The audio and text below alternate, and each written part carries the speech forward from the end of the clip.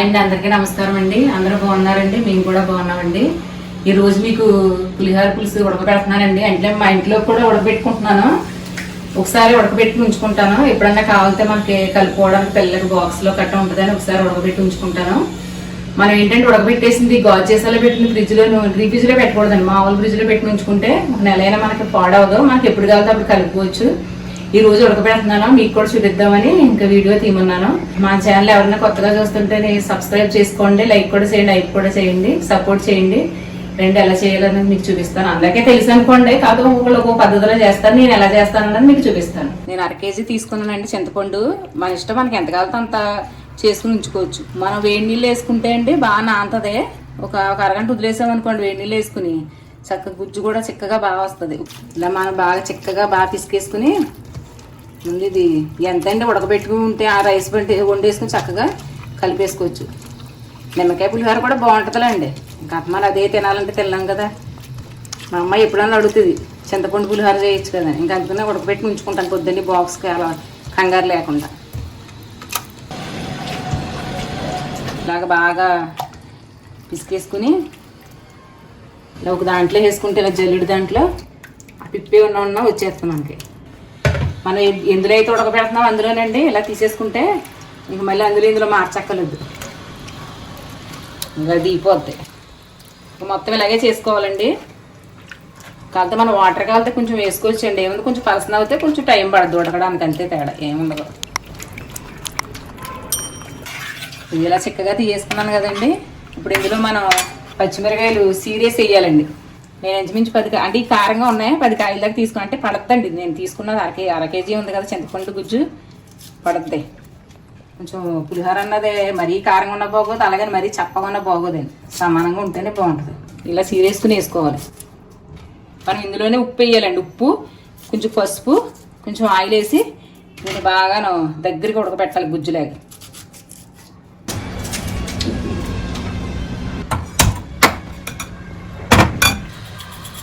ఇదిగో కల్లుప్పు అండి, పడద్దండి. ఇది మాత్రం ఉండాలి, ఉప్పు లేకపోతే మళ్ళీ పాడవుద్ది. మనం రైస్ కలుపుకున్నప్పుడు చూసుకుని కావాలితే పడితే వేసుకోవచ్చు, లేకపోతే లేదు.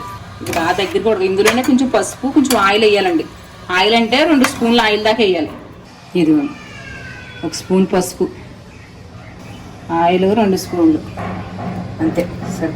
మనం కలిపేసుకొని తిప్పుకుంటూ ఉండాలండి. తిప్పుకుంటూ ఉంటే అడిగట్టకుండా ఉంటుంది. ముందు కొంచెం మంట పెద్దగెట్టుకుని తర్వాత మీడియంలో పెట్టి ఉడికించుకుంటే లేదా మొఖం మీదకి చిందుతుందండి ఉడికేటప్పుడు.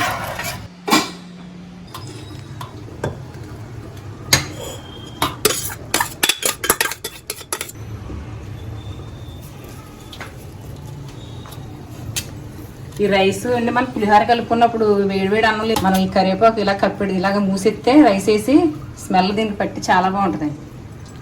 కలుపుతుండగానే వచ్చేస్తున్నాను స్మెల్, కరివేపాకు స్మెల్. మనం ఇలా మూత వేసుకోవాలండి, లేకపోతే ఇది మొత్తం గ్యాస్ అంతా అయిపోతుంది, మీదకి కూడా తినేస్తుంది. జాగ్రత్తగా మంట లోలో పెట్టుకుని మీడియంలో ఇవ్వకూడదు. చిక్కగా అవుతుంది చూసారా, ఇంకా కొంచెం చిక్కగా అవ్వాలి. మూత పెట్టేస్తానండి జిన్నె.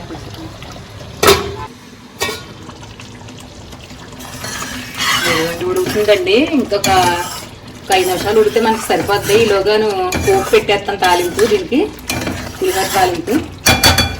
ఇది కూడా ఉడుకుతూ ఉంటుంది.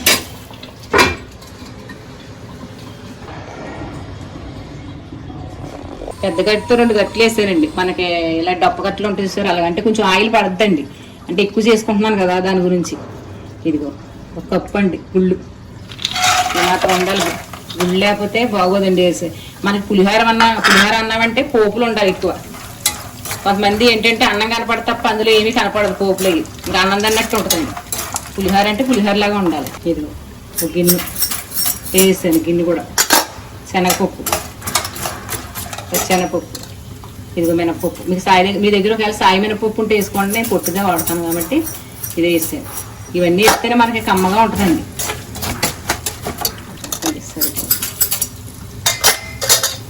నేను పులిహోర చేసినా ఫ్రైలు చేసినా ఇంక ఎక్కువ వేసేస్తాను. ఎక్కువ వేస్తేనే బాగుంటుంది. 4 స్పూన్లు దాకా ఉంటాయి. అంటే నేను 1/2 కేజీ చింతపండు తీసుకున్నాను కదా, పడద్ది. ఇదిగో జీలకర్ర 2 స్పూన్లు. కొంతమంది జీలకర్ర వేయరు, వేసుకుంటే బాగుంటుందండి, కొంచెం అరుగుదల కూడా బాగుంటుంది కదా. ఇవన్నీ వేగాలి. తర్వాత మనం మిగతా అన్నీ వేస్తాను.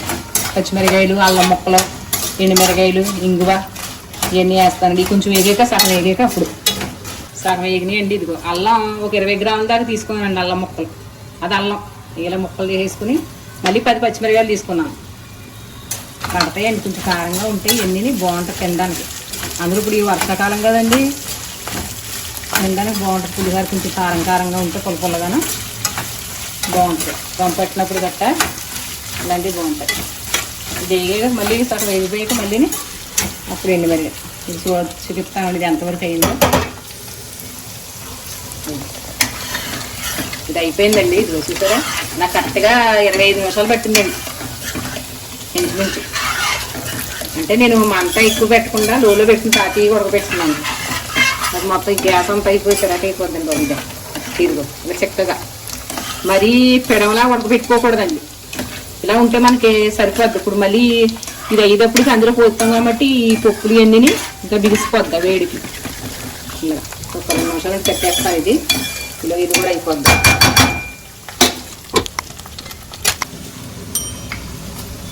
నేను పెద్ద 4 తీసుకున్నానండి. అంటే పచ్చిమిరకాయలు ఎక్కువ వేసాను కదా, 5 వేస్తా చిన్నగా ఒకటి సరిపోద్ది.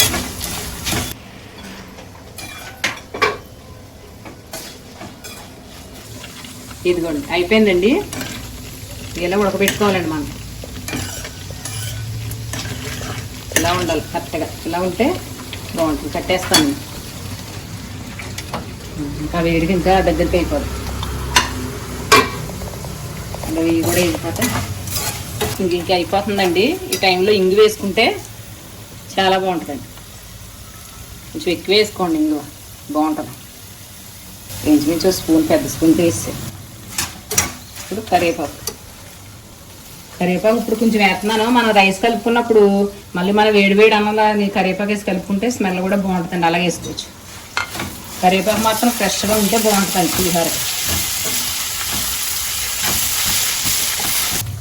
ఇదిగోండి మనం ఇలా దోరగా ఎంచుకోవాలండి. దగ్గరుండి ఇలాగా స్లోగా ఎంచుకుంటే బాగుంటాయి. మరీ మాడబెట్టిస్తే బాగో తినేటప్పుడు మాడ వస్తుంది కింద స్మెల్ వస్తుంది. ఇలా దోరగా ఎంచుకోవాలి. ఈ టైంలో మనం ఇందాక అందులో వేసాం కదా, పులుసులో వేసాం కదండి స్పూను, మళ్ళీ ఇందులో కూడా ఒక స్పూన్ వేస్తాను పసుపు. అయిపోయింది. అది చెరపట్ల లోపల ఆవాలు చూసారు, చెరపట్లాడుతుంది. అయిపోయింది. ఇప్పుడు మనం పులుసులో వేసేస్తాం. ఇదిగోండి ఈ పులుసులో మనం ఈ పోపులు వేయించుకున్నాం కదా, ఇలా వేసేయడం.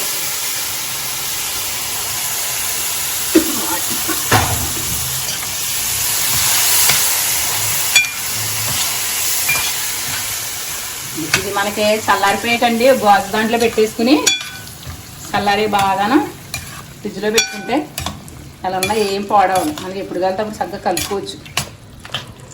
ఇదిగో మనం కలుపుకున్నప్పుడు జీడిపప్పులు గట్ట కావాలండి, మళ్ళీ వేయించుకుని మనం రైస్ దాంట్లో కలుపుకోవచ్చు. పైన కొత్తిమీర ఇవన్నీ. ఇంకా మరి జీడిపప్పు గట్ట ఇందులో ఏం కదండి. ఇంకా ఇదిగోండి మనం ఇలా చేసుకుంటే మీకు ఏం నల్లగా కనపడుతుందని ఇది అనుకుంటారు. మనం మినపప్పు వేసాను కదండి, పొట్టు మినపప్పు వేసాను కదా, ఎక్కువ వేసాను కదా పోపులు, మీకు అందుకుని అలా కనపడ. కానీ ఎక్కడ మాడలేదండి. ఇది చక్కగా చల్లారేక ఒక గాజు దాంట్లో పెట్టేసుకుని ఉంచుకుంటే మనకి పాడయ్యే ఛాన్సే ఉండదు. అంటే మనం ఆల్రెడీ పసుపు, ఉప్పు, కొంచెం ఆయిల్ ఇందులో వేసాం కాబట్టి ఏం పాడవదు, ఉడకబెట్టుకున్నాం కాబట్టి. ఇదిగో నేను గ్లాసులు బియ్యం తీసుకున్నానండి.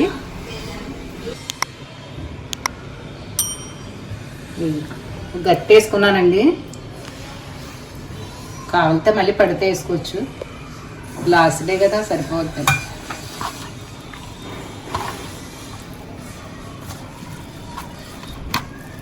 కావాలితే ఎలా స్లోగా అనుకుంటే అన్నం రైస్ వేసుకుని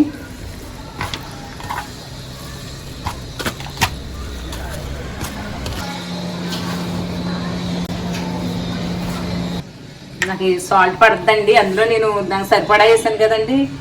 మనకు రైస్లో కావాలితే చూసుకుని వేసుకోవడమే. చిన్న టీ స్పూన్ సరిపోద్ది. కారం అది సరిపోయిందండి. ఇప్పుడు ఈ టైంలో మనకి జీడిపప్పులు కావాలితే వేయించుకుని వేసుకుంటే బాగుంటుంది.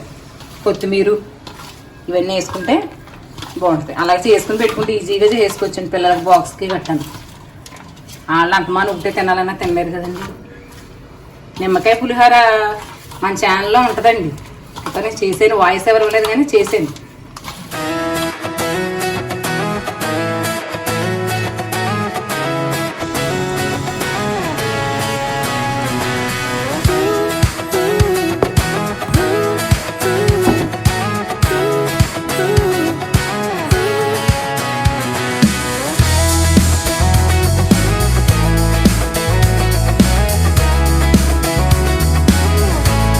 ఇదిగో చింతపండు పులుసు రెడీ చేస్తానండి, పులిహోర పులుసు. ఇదిగో చూసారా ఎంత బాగా వచ్చిందో.